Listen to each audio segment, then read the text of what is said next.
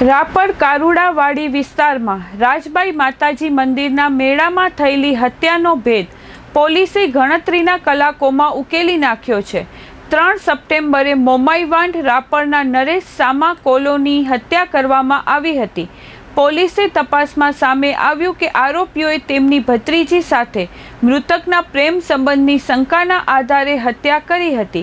આરોપીઓએ નરેશને ગળા અને પેટના ભાગે છરીના ઘા મારીને તેની હત્યા કરી નાસી ગયા હતા।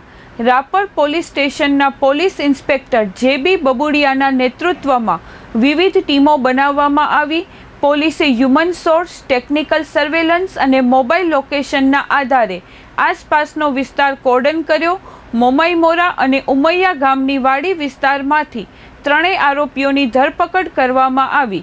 પકડાયેલા આરોપીઓમાં ઉમૈયા રાપર કચ્છના રહેવાસી નવીન મોહનભાઈ પરમાર ઉંમર વર્ષ 23, કાંતિભાઈ મોહનભાઈ પરમાર ઉંમર વર્ષ 33 અને ભીખાભાઈ સવાભાઈ પરમાર ઉંમર વર્ષ 24નો સમાવેશ થાય છે।